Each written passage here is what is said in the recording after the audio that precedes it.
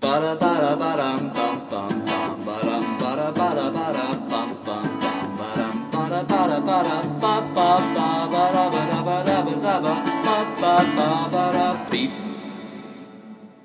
que estamos viendo en todos estos casos es un fenómeno llamado de disociación, de conexión de dos cosas que no tienen mucho que ver, fenómenos de intersección. Y esta tercera cultura es un poco el tipo de profesionales que necesitamos en este tipo de sociedades, ¿no? Gente que tenga competencia en programar y gente que tenga competencia en pensar, en diseñar y en reflexionar. Valentín, the floor is yours. Cuando tenía 5 o 6 años, cuando me regalaban algo, tenían que estar dispuestos a la idea de que yo lo diera vuelta y me fijara dónde tenía los tornillos y cómo lo podía abrir para fijarme qué es lo que había adentro. Mi principal preocupación era entender cómo funcionaban las cosas. Este libro, que tenía ilustraciones de este tipo, donde explicaba, por ejemplo, el funcionamiento de un circuito eléctrico básico, los principios de la mecánica o el funcionamiento de un reactor nuclear, me invitaba a explorar nuevas curiosidades. A medida que lo iba recorriendo me daba cuenta de todas las cosas que quería aprender. Antes de cumplir los 11 años cambié de carrera un montón de veces y de hecho esta es una autobiografía que encontramos hace poco de cuando tenía 8 años. Digo que mi curiosidad sobre la bioquímica empezó a los 5 años. Cuando sea grande voy a ser bioquímico. Si bien no resulté ser bioquímico sino filósofo, el interés que recuerdo con mucha más firmeza es mi interés por la electrónica. Cuando tenía 7 años, en vez de pedir una pelota de fútbol o algo parecido, le pedí a mis padres que me regalaran un puñado de LEDs y un transformador. Y fueron tan amables de acompañarlo también con este kit de electrónica. Como les decía Alejandro, nací en Bariloche y crecí en una casa alejada de todo, muy silencioso, muy tranquilo. Y una mañana, cuando tenía 7 años, me desperté con varicela. Entonces me tuve que quedar en casa mientras todos iban al trabajo, a hacer las cosas que tenían que hacer. Y como no me sentía mal, pero simplemente me tenía que quedar en casa, me puse manos a la obra.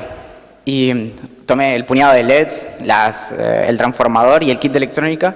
Y cuando mi mamá llega a casa, ¡boom! O más bien, ¡guau, guau, guau! Empezaba a sonar una alarma, porque si seguías el cordón de luces que iba desde la puerta de entrada, cruzaba el salón, subía las escaleras, atravesaba el pasillo y llegabas a mi cuarto, era una alarma para descubrir cuando ella llegaba. Aparentemente era sumamente importante para mí eso. Y de la misma forma que yo tengo esta anécdota, estoy seguro que ustedes tienen un montón de historias en las que ustedes desarmaban sus juguetes. Y es porque, de alguna forma, cuando nosotros desarmamos nuestros juguetes, es que nos apropiamos realmente de ellos. Cuando somos más grandes, eso es cuando compramos una computadora y en algún momento la desarmamos para limpiarla o para agregarle memoria o lo que sea. Recién ahí es que nos apropiamos realmente de nuestras cosas. Esta noche quisiera hablarles de la importancia de entender cómo funcionan las cosas, pero no solo como a través de el maravillarnos con el funcionamiento, por ejemplo, de un reactor nuclear, sino de qué forma, cuando nosotros entendemos cómo funcionan las cosas, es que podemos cambiar cuál es ese funcionamiento. Esto es parte de un manifiesto del reparador que da vueltas en internet que dice que justamente si algo no lo podemos reparar, entonces no es nuestro. Y esta es la idea que está detrás de la reapropiación de la tecnología. Reapropiarse de la tecnología implica dejar de lado por un momento cualquiera que sea el propósito que se supone que tienen los objetos, como si fuera algo determinado o algo que hay que seguir, y en cambio es enfocarse en qué queremos nosotros que las cosas hagan. Es empujar un poco los límites. Y en última instancia, eso es lo que nos permite cambiar nuestra perspectiva sobre las cosas. Por ejemplo, eso es basura electrónica, un depósito de chatarra. Si nosotros usamos un poco de ingenio y quizás creatividad y nos corremos un poco, empezamos a ver este lugar más bien como una ferretería. Personas como yo o las personas con las que trabajo, de pronto vemos estos lugares y nos encanta pensarlos como el lugar en donde nos vamos a servir de piezas para las cosas que vamos a empezar a construir. Y en última instancia, esta cuestión de reapropiarse es hackear. Hackear no es entrar en el Facebook de otra persona o robar millones de dólares en un banco entrando en su sistema informático. Hackear es pensar dónde está el límite y empujarlo un poco. Es seguir nuestra curiosidad, nuestro ímpetu por cambiar las cosas y explorar hasta dónde se las puede llevar. Y justamente un hacker es simplemente alguien que se divierte con la tecnología, que se divierte con su curiosidad y con el ingenio. Y hackers hay de todos los sabores. El hacker no es un personaje únicamente informático. Hay hackers de la pastelería, hackers de la carpintería, hackers de lo que se les puede ocurrir. Y lo que de alguna manera une a los hackers es los principios por los que ellos suelen actuar.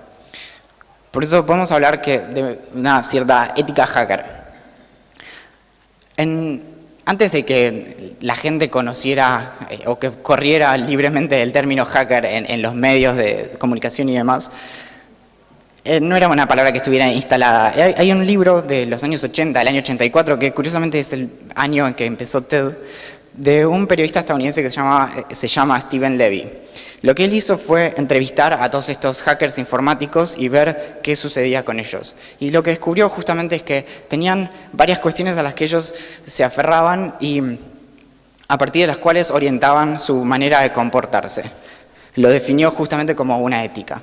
Y estos principios eran el libre acceso a las computadoras, el compartir el conocimiento con los demás, la descentralización del conocimiento y una fuerte necesidad de mejorar el mundo.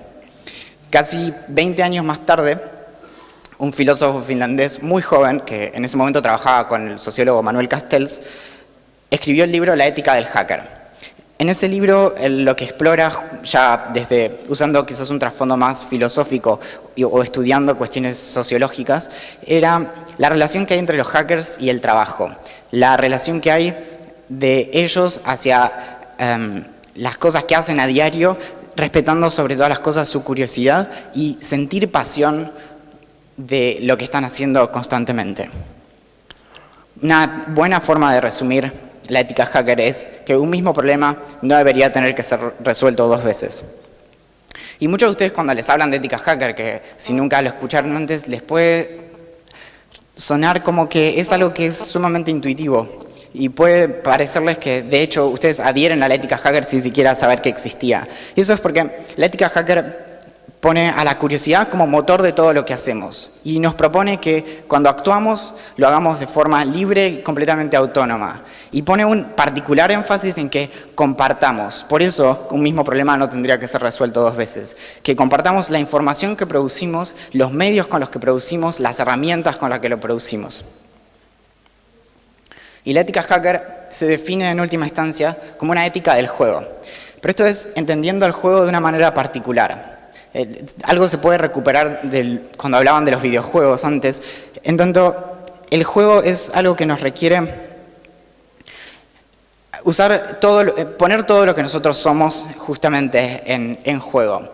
Es una situación incierta, de suma incertidumbre, donde nosotros tenemos que ser libres, creativos y completamente autónomos.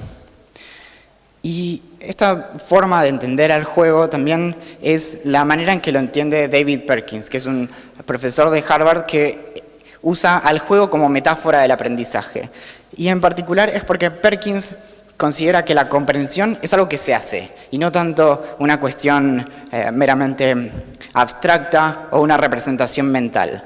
Cuando nosotros tenemos que verificar que aprendimos algo, tenemos que ponerlo en juego. Tenemos que involucrarnos en una situación en la que esa comprensión tenga un papel central, donde haya una incógnita que resolver, haya un acertijo, haya que construir argumentos. Y en última instancia se aprende jugando, se comprende jugando. Einstein, de hecho, consideraba que la comprensión era algo que, si nosotros, por ejemplo, no podemos explicar algo, probablemente no lo entendimos. Y una anécdota que conocí hace poco y me encantó es que Él puede, con su memoria, podía ubicar el momento en el que él desarrolló su curiosidad. Él dice que cuando tenía 4 años, que encontró la brújula de su padre. Entonces sostenía la brújula y veía que que la aguja se movía sola. Y se empezó a preguntar justamente cuál era esa fuerza invisible, esa mano invisible que movía a la brújula. Y en última instancia fue la persecución de esa curiosidad por saber cuáles eran las fuerzas físicas que estaban detrás del fenómeno que él veía. Él usa la palabra maravilla, por maravillarse con lo que estaba viendo, que lo convirtió en uno de los científicos más importantes de la historia. Y esa experiencia, esa situación, implica a una persona que nos haya puesto en primera instancia frente a cierto objeto, frente a cierta experiencia que nos despierta la curiosidad.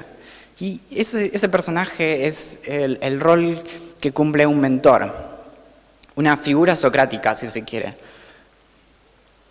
Y traigo a Sócrates justamente porque Sócrates tenía una manera de entender a la comprensión o al conocimiento como algo que surgía del individuo, no como algo que le era transmitido de parte del sabio hacia el discípulo, sino que era acompañar al individuo para que ese individuo pueda sacar sus propias conclusiones y pueda construir ese conocimiento. Por eso el rol del mentor es el rol de una persona que se dedica a acompañarnos, a destrabarnos, a mostrarnos cómo podemos seguir confiando plenamente en nuestra propia capacidad y en la capacidad que nosotros tenemos para adquirir ese conocimiento por nuestros propios medios.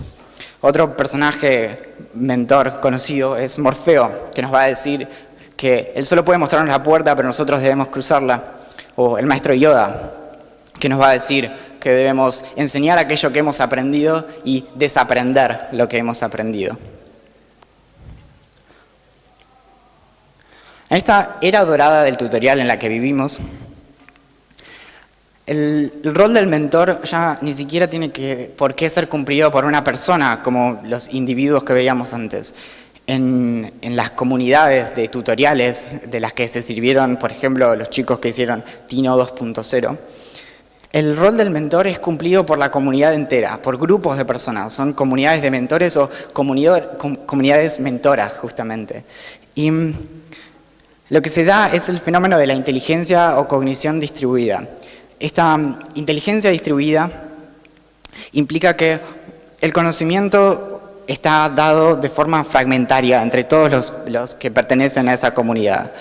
Y es en la suma de ese conocimiento que se construyen los productos. Este es uno de los ejemplos que más me gusta de este tipo de comunidades.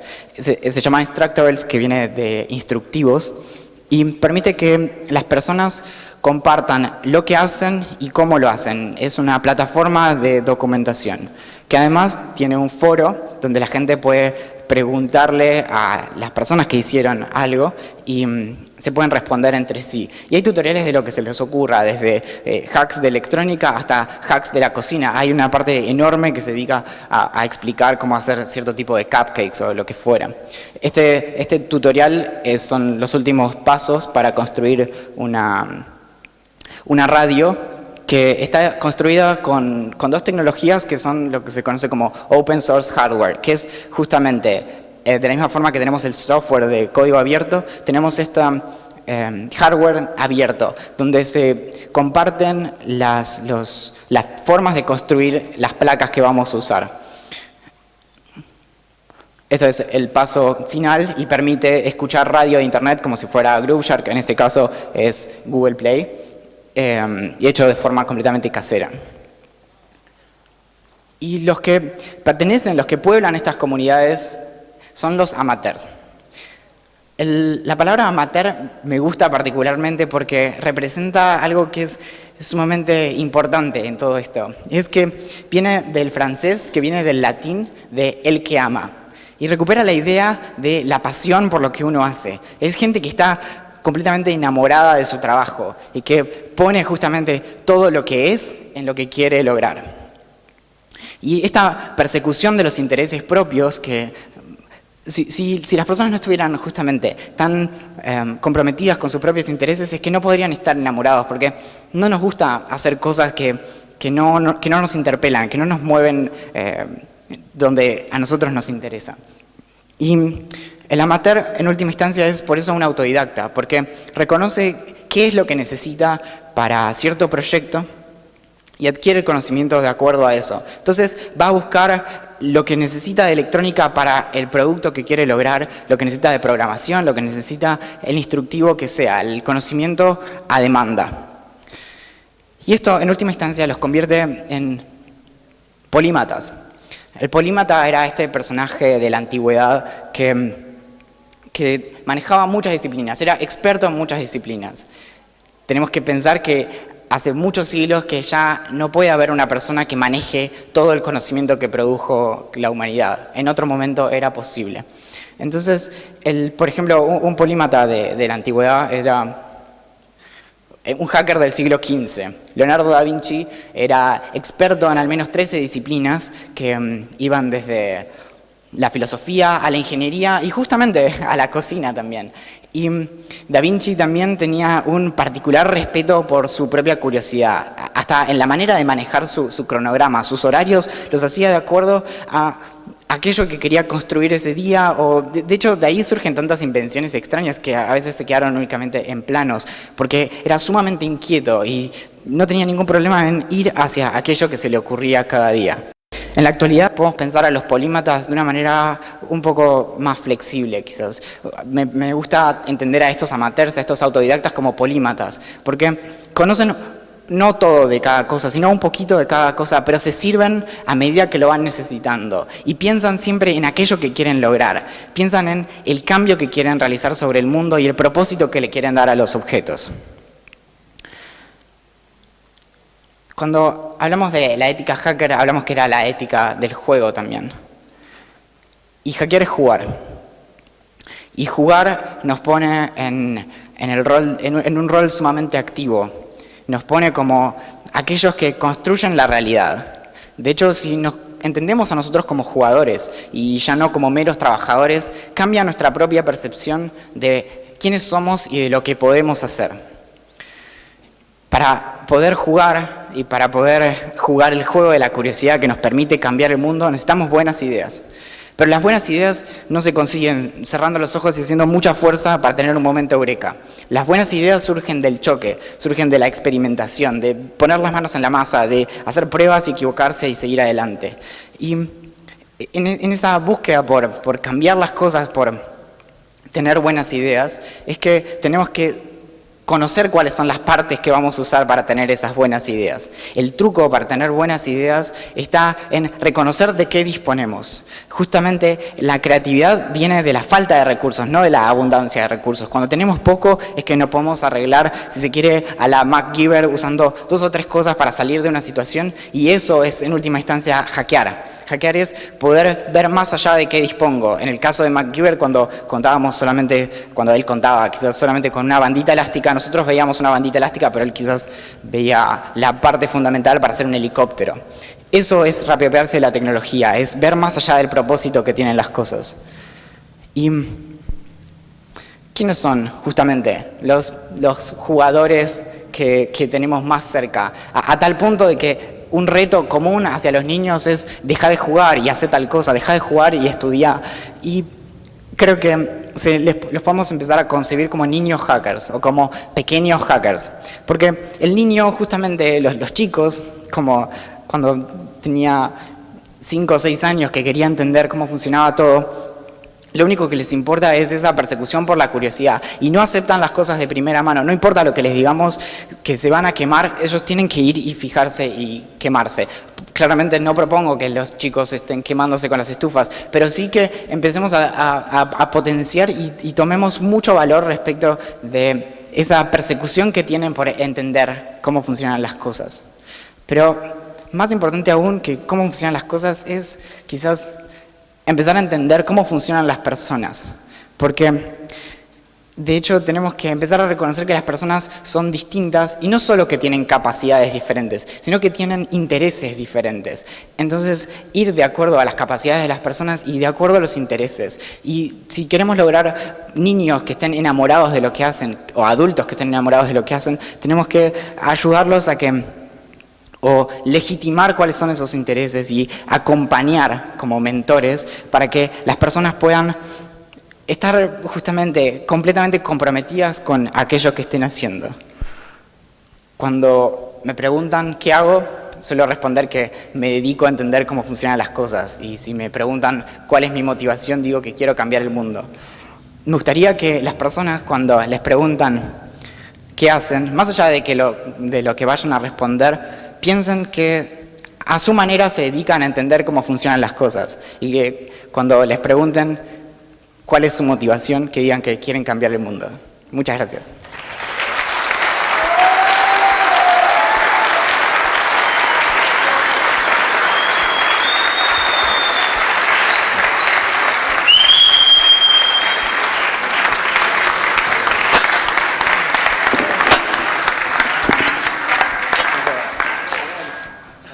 Bueno,